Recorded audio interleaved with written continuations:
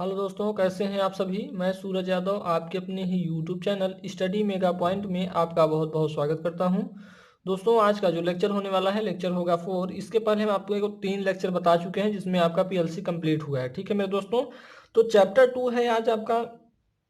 तो आप लोगों ने, मैं आशा करता हूं कि चैप्टर 1 को अच्छे तरीके से रिवीजन किया होगा दोस्तों, और अच्छे तरीके से पढ़ा होगा।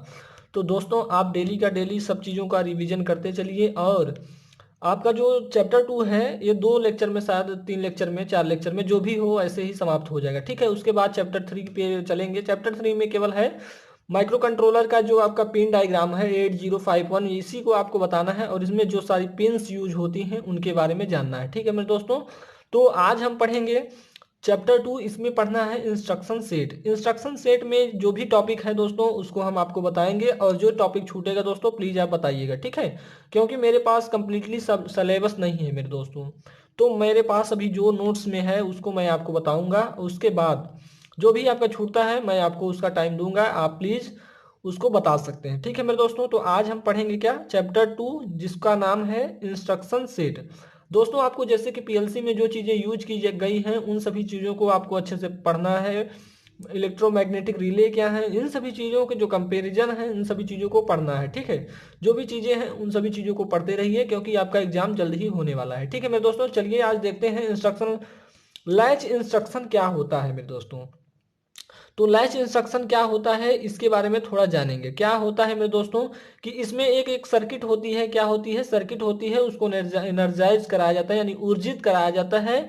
और इसमें जो भी हम क्या करेंगे, डाटा को हम प्रोसेस करवाएंगे। इसमें क्या होता है कि इनपुट जो मिलता, सॉरी, जो आउटपुट मिलता है वो एक समय तक मिलता रहता है। क्या होता है? एक समय तक मिलता रहता है, और उसे बंद करने की कोई आवश्यकता नहीं होती है।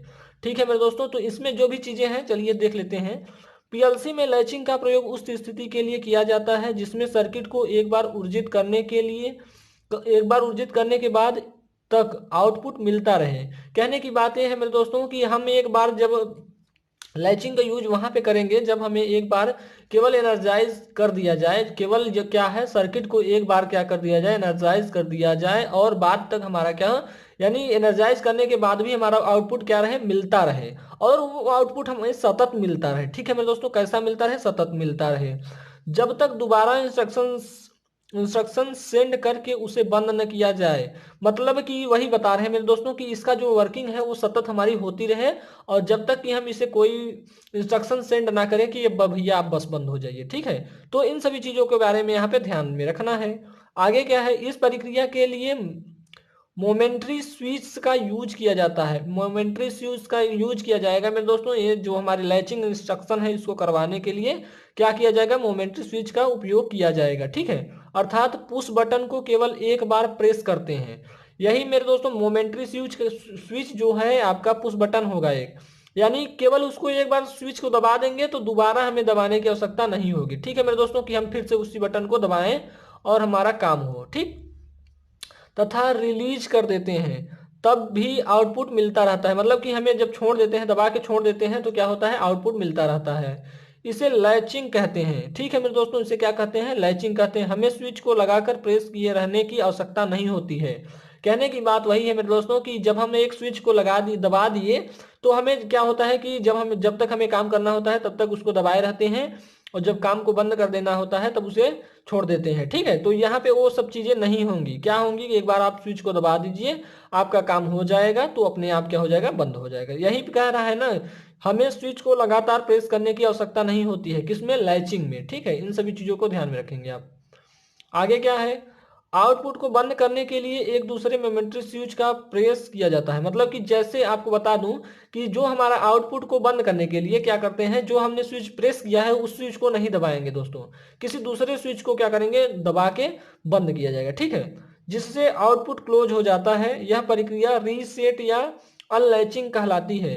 ठीक है मेरे दोस्तों, क्या कहा हमने कि आउटपुट को बंद करने के लिए एक दूसरे मोमेंट्री स्विच को प्रेस किया जाता है। मतलब जो हम स्विच को प्रेस किए हैं पहले उसको नहीं प्रेस करेंगे, दोबारा दूसरी बार हमारा जो स्विच वो प्रेस करेंगे वो हमारा दूसरा स्विच होगा। ठीक है, जिससे आउटपुट क्लोज हो जाता है। क्या हो जाता है? आउटपुट क्लोज हो जाता है। यह प्रक्रिया रीसेट या अनलैचिंग कहलाती है। दोस्तों यहाँ पे एक फिगर बना हुआ है, इसको थोड़ा समझेंगे आप लोग। इसमें क्या होता है, दो स्विच का यूज किया जाता है। एक नो पोल क्वाइल होता है, सॉरी, एक एनओ स्विच कहते हैं, नॉर्मली ओपन होता है, एक होता है एनसी, नॉर्मली क्लोज। तो इसमें कितने प्रकार के स्विच यूज किए जाएंगे मेरे दोस्तों? तो नॉर्मली जो ओपन होगा ये नॉर्मली ओपन है, ये नॉर्मली क्लोज है। ठीक है मेरे दोस्तों। तो यहाँ पे क्या होता है कि जैसे हम कुछ गेट का यूज करके यहाँ पे क्या करवाते हैं, यहाँ पे कुछ लगाएंगे, यहाँ पे हमारा कुछ रिले उले लगा देंगे, तो यहाँ से क्या होगा कि हमें जो भी आउटपुट मिलेगा यहाँ पे हम देखते हैं। ठीक है मेरे दोस्तों, चलिए आगे की तरफ चलते हैं। आगे क्या है आपका? आगे आपका है master control self holding relay, इसी को कहते हैं MCSHR। ठीक है, इसी को MCR भी बोलते हैं। क्या बोलते हैं? MCR, मास्टर कंट्रोल रिले भी कहते हैं इसको। क्या कहते हैं? Master control relay. तो इसके बारे में थोड़ा जानकारी ले लेते हैं दोस्तों। आपको सारी चीज़ों का नोट्स मिलेगा दोस्तों। तो आप लोग क्या करिए कि पहले आप लोग तो टेलीग्राम ज्वाइन कर लीजिए। जो जो भी अभी तक टेलीग्राम को ज्वाइन नहीं किए हैं, प्लीज़ टेलीग्राम को ज्वाइन कर लें। इससे क्या होगा कि जो भी सूचनाएं होंगी, जो भी आपका ये क्या कहते हैं पीडीएफ होगा, वो सारी वहाँ पे जल आपको जैसे यहाँ पे अपलोड, जैसे कि पीडीएफ तुरंत बनाए वहाँ पे ही अपलोड होगा। ग्रुप में क्या होता है दोस्तों, ग्रुप में क्या करते हैं, एक एक लोग तुरंत कहते हैं सर मुझे भेज दीजिए, मुझे भेज दीजिए। तो दोस्तों एक एक लोगों को भेजना तो पॉसिबल है नहीं। तो आप लोग क्या करिए कि वहाँ पे जाइए, इसके डिस्क्रिप्शन में क्या रहेगा, टेलीग्राम का लिंक रहेगा, वहाँ से आप ज्वाइन हो जाइए। ठीक है मेरे दोस्तों, चलिए आगे चलते हैं। Master control self holding relay, या इसी को MCR बोलते हैं, मास्टर कंट्रोल रिले कहते हैं। ठीक है, इसमें क्या होता है आइए देखते हैं। जब अधिक संख्या में आउटपुट को कंट्रोल करना होता है तो कुछ पैरामीटर को पूरा करने के लिए कभी कभी प्रोग्राम के पूरे सेक्शन को चालू या बंद करना आवश्यक होता है। इतनी बातें पहले समझेंगे हम। क्या कह रहा है मेरे दोस्तों, इसके कहने का मतलब क्या है, इसको ध्यान में रखना है। कह रहा है जब अधिक संख्या में आउटपुट को कंट्रोल करना होता है, यानी हमें जब अधिक संख्या में क्या करना है, आउटपुट को कंट्रोल करना है, तो क्या करेंगे, इसमें कुछ पैरामीटर लगाएंगे। ठीक है, क्या करेंगे, कुछ पैरामीटर लगाएंगे और क्या करवाएंगे उनसे, क्या करें, इसमें कुछ पैरामीटर लगवाएंगे और उनसे कुछ काम करवाएंगे। कैसा काम करवाएंगे? चालू या बंद करने का काम करवाएंगे। ठीक है, तो यही है मेरे दोस्तों कि कुछ पैरामीटर को पूरा करने के लिए कभी कभी प्रोग्राम पूरे सेक्शन को चालू या बंद करने की आवश्यकता होती है। जो भी जैसे भी आप जिस लैंग्वेज में समझ सकते हैं दोस्तों, उस लैंग्वेज में समझाऊंगा। इसलिए मैं दोस्तों आप लोगों से एक दिन लाइव रूबरू होऊंगा दोस्तों। तो उस दिन आप क्या करेंगे, सभी लोग आएंगे, मैं आपको उसका टाइम भी बताऊंगा। कुछ लोग ऐसे होते हैं कि उस दिन नहीं आएंगे, उसके पहले बहुत कहेंगे कि सर इस दिन लाइव आइए, उस दिन आइए। लेकिन आप लोगों को ऐसा नहीं करना है मेरे दोस्तों। आप लोगों को जिस दिन मैं बताऊंगा उस दिन, संडे के दिन ही बताऊंगा कि आप लोग आइए लाइव। और जैसे जैसे भी आपको तैयारी करना है, सारी चीज़ों के बारे में बातें होंगी। ठीक है मेरे दोस्तों, कैसे पास करना है, कैसे फेल करना है, कैसे अच्छा नंबर लाना है, कैसे खराब नंबर लाना है, इन सभी चीज़ों के बारे में बातें होंगी। खराब नंबर नहीं लाना है मेरे दोस्तों, अच्छा नंबर लाना है। ठीक है, तो आपको बताते हैं। अब यहाँ तक हमने बता दिया कि क्या करता है कि जो हमारे पैरामीटर होते हैं क्या करते हैं, कुछ उनको क्या करता है कि कुछ जो हमारे प्रोग्राम है उनको क्या करता है, कभी कभी प्रोग्रामिंग जो होती है उनको सेक्शन, जो सेक्शन होता है उसका, उसको बंद या चालू करने की आवश्यकता होती है। आगे क्या है, इस उद्देश्य को एक MCR इंस्ट्रक्शन का उपयोग करके पूरा किया जा सकता है। किसका प्रयोग करके मेरे दोस्तों? MCR, मास्टर कंट्रोल रिले का उपयोग करके हम इसका क्या कर सकते हैं, पूरा उपयोग किया जा सकता है। ठीक है, आगे क्या है, एक MCR इंस्ट्रक्शन एक आउटपुट इंस्ट्रक्शन होता है। यानी जो हमारा MCR होता है एक प्रकार का क्या होता है, आउटपुट इंस्ट्रक्शन होता है। ठीक है, ये विभिन्न निर्माताओं द्वारा, मतलब कि विभिन्न निर्माताओं द्वारा विभिन्न फॉर्मेट के बनाए जाते हैं या उपयोग किए जाते हैं। तो एक है क्या है मेरे दोस्तों, MC है, इसी को हम MCR बोलते हैं। एक MCS है, MCR है। ठीक है, तो इन सभी चीज़ों को ध्यान में रखेंगे। जो पैरामीटर हैं, जो ये कुछ कंपनियां होती हैं, जैसे सीमेंस आपने देखा होगा कि सीमेंस को PLC जो सीमेंस है वो PLC बनाता है, और सारी कंपनियां हैं, ABB था मेरे दोस्तों। इन सभी चीज़ों के बारे में आप जरूर पढ़ लीजिएगा। ठीक है, तो आगे चलते हैं। देखिए यहाँ पे कंट्रोल होने वाला जोन एक रंग के साथ शुरू होता है। ठीक है, किसके साथ शुरू होता है, रंग्स के साथ शुरू होता है, जिसमें पहला MCR इंस्ट्रक्शन होता है जिसका स्टेट्स रेंज कंडीशन पर निर्भर करता है। किस पे निर्भर करता है, मतलब उसकी कितनी रेंज है ये कंडीशन पे निर्भर करेगा। ठीक है, आगे क्या है, यह जोन एक रंग के साथ समाप्त हो जाता है। यानी कहने की बात यह है कि जो जोन होता है, जैसे आपने पबजी में खेला होगा, रेड जोन आ जाता है, लेकिन इसका एक अपना क्राइटेरिया होता है, इसका एक अपना क्षेत्र होता है जिसे आप जोन बोलते हैं। ठीक है, क्या कह रहा है, यह जोन एक रंग के साथ समाप्त हो जाता है। ठीक है, आगे चलते हैं। कहाँ समाप्त हो रहा है? रंग पे समाप्त हो रहा है, जिसमें दूसरा एमसीआर इंस्ट्रक्शन होता है। क्या होता है? दूसरा एमसीआर इंस्ट्रक्शन होता है। पहला एमसीआर इंस्ट्रक्शन एमसीआर जोन को स्टार्ट करती है। जो हमारा इसमें कह रहा है कि दो प्रकार के क्या होते हैं, एमसीआर होते हैं। पहला क्या होता है? पहला होता है एमसीआर इंस्ट्रक्शन एमसीआर जोन को स्टार्ट करती है। क्या करती है? स्टार्ट करती है। जबकि दूसरा एमसीआर इंस्ट्रक्शन एमसीआर जोन को एंड करती है। तो इसमें बहुत ही सिंपल सिंपल सी चीजें हैं दोस्तों।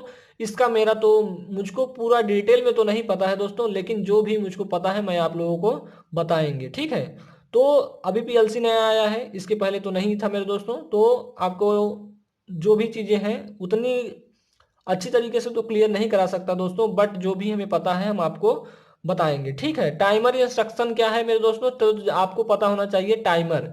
टाइमर का पहले यहाँ पे जो आगे दिख रहा है उसके बारे में पहले जान लीजिए। टाइमर क्या होता है? टाइमर देखिए क्या होता है कि कोई भी हमारा कार्य है उसको कितने समय में हुआ है इसके लिए यूज किया जाता है। ठीक है, तो आपने अपने टाइम के लिए भी देखते हो, आप लोगों ने टाइमर लगाया होगा अपने घरों में। सॉरी, कोई काम करने के लिए आप लोग टाइमर लगाते हैं, वही आप अपने प्रकार से समझ लीजिए कि कितने समय में हमारा क्या काम हुआ। तो आइए देखते हैं टाइमर इंस्ट्रक्शन क्या है। यहाँ पे वो बात नहीं है दोस्तों, यहाँ पे हमारी प्रोग्रामिंग है, सभी पीएलसी यूज होंगी। तो यहाँ पे क्या होगा ये देखते हैं। पीएलसी में टाइमर इंस्ट्रक्शन ये बताता है कि किसी कार्य को करने में कितना समय लगता है या कितना समय लगा है। टाइमर इंस्ट्रक्शन दो प्रकार के होते हैं, on delay timer, of delay timer. क्या क्या होते हैं मेरे दोस्तों? On delay timer, of delay timer. एक टाइमर और होता है जिसे आप रिटेंटिव टाइमर कहते हैं, वो भी ऑन डिले टाइमर की श्रेणी में आता है। ठीक है, तो हमने क्या बताया कि जो टाइमर इंस्ट्रक्शन है वो किसके लिए यूज किया जाता है दोस्तों? तो आपको पता हो गया कि इसका कार्य, हमारा जो काम हुआ है वो कितने समय में हुआ है और कितना समय लगा है, इसके लिए हम क्या करते हैं? टाइमर इंस्ट्रक्शन का यूज करते हैं। किसका यूज करते हैं? टाइमर इंस्ट्रक्शन का यूज करते हैं। टाइमर इंस्ट्रक्शन कितने प्रकार के होते हैं दोस्तों? तो आपको बताना है भैया, टाइमर इंस्ट्रक्शन दो प्रकार के होते हैं। अब आपको बताना है कौन कौन से, तो आप बताएंगे ऑन डिले टाइमर, एक बताएंगे ऑफ डिले टाइमर। तो एक टाइमर और होता है मेरे दोस्तों जिसे आप कहते हैं रिटेंटिव टाइमर। तो रिटेंटिव टाइमर भी होता है जो किसकी श्रेणी में आएगा? ऑन डिले टाइमर की श्रेणी में आएगा। आगे चलते हैं मेरे दोस्तों, आगे क्या है इसको भी देख लेते हैं। वही हमने जो बताया, इसके अतिरिक्त टाइमर इंस्ट्रक्शन में रिटेंटिव टाइमर का भी यूज होता है। रिटेंटिव टाइमर मुख्यतः ऑन डिले टाइमर में यूज किए जाते हैं। मेरे दोस्तों आपको बताऊं कि जो आपका रिटेंटिव टाइमर होता है वो कहाँ पे यूज होता है, तो आपको पता हो गया होगा अब कि ऑन डिले टाइमर में ही उसका यूज किया जाता है। ठीक है, तो इसका ये कुछ फिगर है। टी ऑन का मतलब है मेरे दोस्तों, टी ऑन, ऑन जो टाइमर है वो ऑन कंडीशन वाला है हमारा। तो आई एन होता है यहाँ पे, एक होता है हमारे प्रीसेट वैल्यू होती है। क्या होती है? Preset value. यहाँ पे टाइम बेस होता है, इसे आर एन बताएंगे और इसे डी एन बताएंगे। ठीक है मेरे दोस्तों, क्या बताएंगे? आर एन और डी एन बताएंगे। आगे चलिए, ऑन डिले टाइमर क्या है? ऑन डिले टाइमर के बारे में थोड़ा पढ़ लेते हैं। ठीक है, ऑन डिले टाइमर या टी ऑन वहां प्रयोग होता है जहां पर आउटपुट एक निश्चित समय के बाद प्राप्त करनी हो। दोस्तों आपको ये बात तो बहुत अच्छे से ध्यान में रखना है कि ऑन डिले टाइमर का प्रयोग वहां पे करेंगे हमें जहां पे आउटपुट जो हमारा हो एक निश्चित समय के बाद प्राप्त करना हो। ठीक है, क्या करना हो कि ऑन डिले, आपको बताना है कि ऑन डिले टाइमर का यूज वहां पे करेंगे भैया जहां पे हमें आउटपुट एक निश्चित समय में प्राप्त करनी हो। आगे चलते हैं, अर्थात इनपुट को इनेबल करने के लिए एक निश्चित समय के बाद आउटपुट प्राप्त होती है।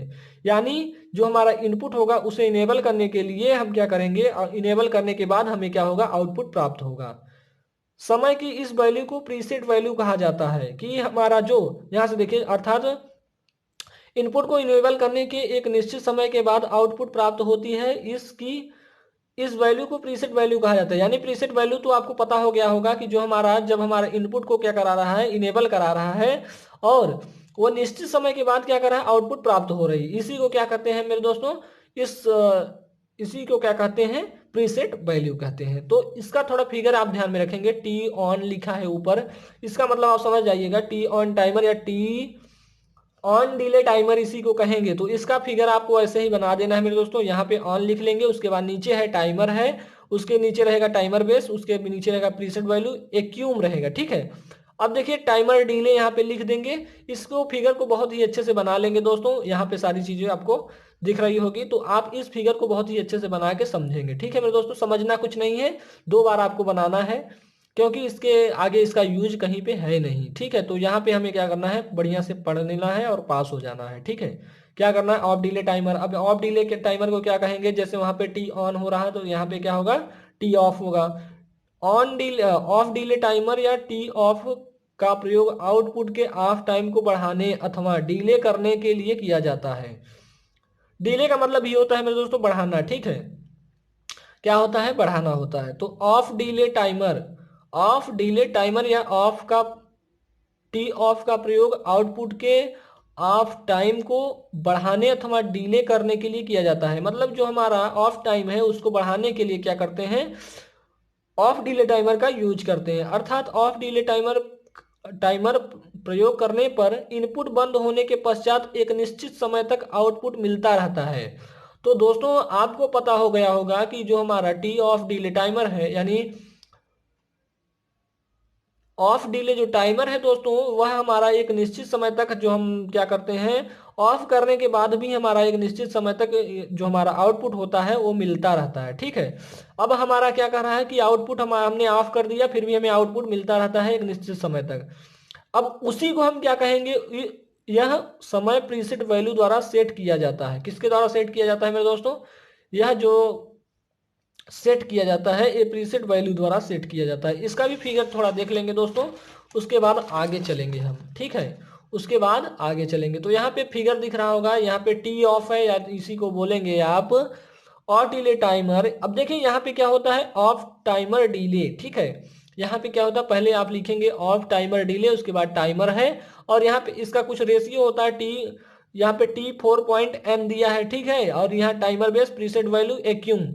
तो प्रीसेट वैल्यू आप 5 ले लीजिए, 6 ले लीजिए, लेकिन एक रेशियो में होना चाहिए। ठीक है मेरे दोस्तों, आगे चलते हैं रिटेंटिव टाइमर। रिटेंटिव टाइमर क्या होता है इसके बारे में जान लेते हैं। ठीक है, आगे है रिटेंटिव टाइमर। रिटेंटिव टाइमर के बारे में जान लेते हैं। रिटेंटिव टाइमर उन लॉजिक्स में प्रयोग किए जाते हैं जहां यदि किसी कारणवश, क्या कह रहा है कि रिटेंटिव टाइमर भैया वहां पे यूज कहाँ, वहां उस लॉजिक में यूज करेंगे या उस युक्ति में प्रयोग किया जाता है जहां पे किसी कारणवश इनपुट प्रीसेट वैल्यू से पहले ही बंद हो जाए।